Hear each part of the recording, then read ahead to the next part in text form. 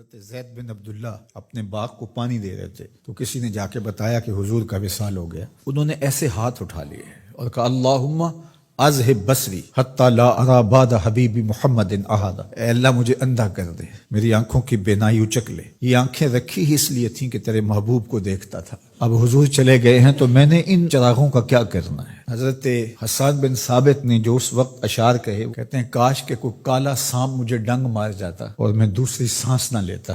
اور حضرت سیدہ فاطمہ کے جو قلب اطہر کی کیفیت تھی، سبت علیہ مصائب لو انہا سبت علی الایام سرنا لیالیا، میرے اوپر جو مصیبتیں ٹوٹ پڑی ہیں وہ اگر دنوں پہ ٹوٹ پڑتی تو وہ کالی راتیں بن جاتی. حضرت عمر رضی اللہ تعالی عنہ تلوار نکال کے کھڑے ہو گئے اور کہا کہ جس نے کہا نا حضور کا انتقال ہو گیا میں اس کی گردن اڑا دوں گا. تھوڑی دیر بعد حضور پرانی حالت کی طرف پلٹ آئیں گے. اب یہ کیفیت کتنی حساس تھی. ادھر منافقین نے چال چلنا شروع کر دی.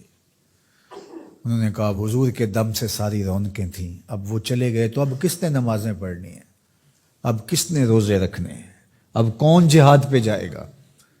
جب وہ ہی نہیں رہے تو ساری کہانی ختم ہو گئی. تو انہوں نے اس طرح سے چال چلنا شروع کر دی. اور حضرت عمر کہتے تھے کوئی بولے تو صحیح. کتنا نازک وقت تھا. اس وقت میں حضرت ابو بکر آئے رضی اللہ تعالیٰ عنہ. ان کا کلیجہ تو پھٹ رہا ہوگا، لیکن یہی موقع تھا حضور کے مشن کو، حضور کی فکر کو، حضور کے دیے ہوئے نظام کو سنبھالنے کا.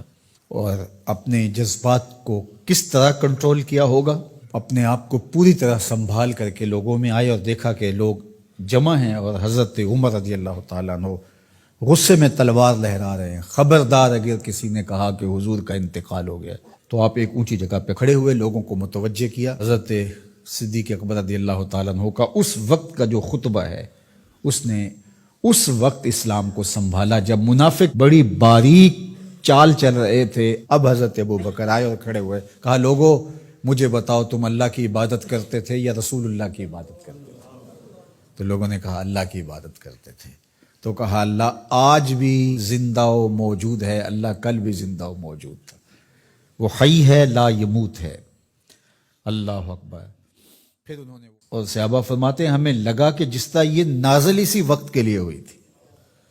اور پھر لوگ سنبھلے اور پھر حضرت سیدنا صدیق اکبر رضی اللہ تعالی عنہ نے اس مشکل وقت دین کو سنبھالا اور پھر حضور علیہ الصلوۃ والسلام کے مشن کے لیے کھڑے ہوئے. لشکر اسامہ بن زید بن حارثہ رضی اللہ تعالیٰ عنہ کو روانہ کیا جا چکا تھا. حضور نے خود روانہ کیا تھا. ابھی جرف کے مقام پر ہی یہ لشکر پہنچا تھا. مدینہ المنورہ سے تھوڑا باہر نکلا تھا کہ حضور کے وصال کی خبر آئی تو یہ واپس آ گئے. تو بعض صحابہ نے کہا کہ اب مدینہ المنورہ کے حالات وہ نہیں رہے، اطراف کے اندر قبائل سر اٹھا سکتے ہیں جو دبے ہوئے تھے. اب حضور کے وصال کی خبر پھیل گئی ہے تو کوئی مدینہ المنورہ پر حملہ نہ کر دے. اور بہترین جنگجو اس لشکر میں شامل ہیں، تو اگر حملہ ہو گیا تو پیچھے سے دفاع نہیں ہو پائے گا. تو لہٰذا اس لشکر کو حکمت یہ ہے کہ روک لیا جائے. حضرت صدیق اکبر رضی اللہ تعالیٰ عنہ نے کہا کہ نہیں، یہ حضور کا روانہ کردہ ہے، جا کے رہے گا.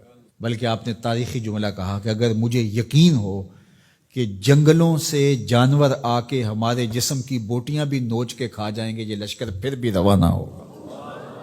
لوگوں نے حضرت عمر سے کہا کہ ضرور لشکر کو روانہ کریں، لیکن حضرت ابو بکر رضی اللہ تعالی عنہ سے اتنا کہیں کہ امیر لشکر کو معزول کر کے کوئی اور قریشی سردار بزرگ اس کا امیر بنا دیا جائے. 9 عمر لڑکا ہے، دوسرا غلام زادہ ہے، تو بڑے بڑے قریشی سردار اور جنگجو ان کی قیادت کو قبول کرنے سے انکار نہ کر دیں. تو وہ گئے اور جا کے کہا کہ بڑے بزرگوں کی یہ رائے ہے کہ آپ ضرور لشکر کو روانہ کر دیجئے، لیکن اتنا کیجئے کہ امیر لشکر کو تبدیل کر دیجئے. حضرت صدیق اکبر کے چہرے پر جلال آ گیا اور آپ نے جو جملے کہے وہ اتنے سخت تھے. سقلت امک یبن خطاب، اے خطاب کے بیٹے تیری ماں تجھ کو روئے. استعملہ رسول اللہ وقد تامرنی ان اعزلہ، ان کو امیر لشکر اللہ کے رسول نے مقرر کیا ہے اور میں کون ہوتا ان کو معزول کر دوں. کہا لشکر جائے گا اسامہ بن زید کی قیادت میں جائے گا، جس نے جانا ہے جائے، جس نے نہیں جانا میں کوئی پرواہ نہیں ہے، چونکہ ان کو امیر لشکر اللہ کے رسول نے مقرر کیا. اللہ اکبر. پھر جب لشکر اسامہ کو روانہ کیا حضرت صدیق اکبر نے تو حضرت اسامہ کے گھوڑے کی باک اپنے ہاتھوں سے پکڑی اور اسامہ کو اوپر سوار کیا رضی اللہ تعالیٰ عنہ کو، اور نیچے ساتھ پیدل چلے، اللہ اکبر، اور ساتھ یہ کہتے جاتے تھے اسامہ تو وہ ہے جس کو میرے رسول نے مقرر کیا ہے۔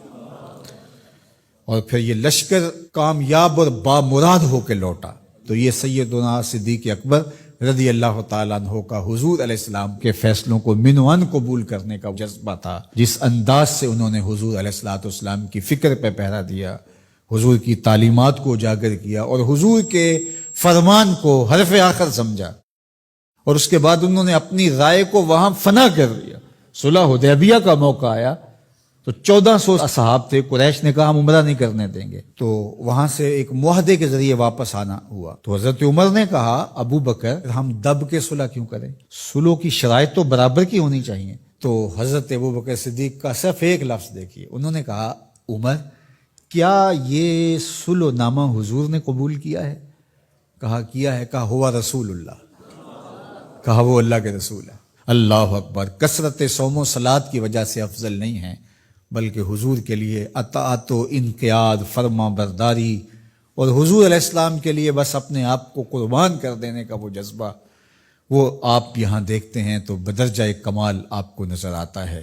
فرمایا کہ میں اللہ کے علاوہ اگر کسی کو خلیل بناتا تو وہ ابو بکر کو بناتا، لیکن میرا خلیل اللہ ہے۔ اللہ اکبر، امن الناس بر مولائے ما، کلیم اول سینائے ما، ہستیو کشت ملت راچو ابر، ثانیے اسنینو غارو بدرو قبر۔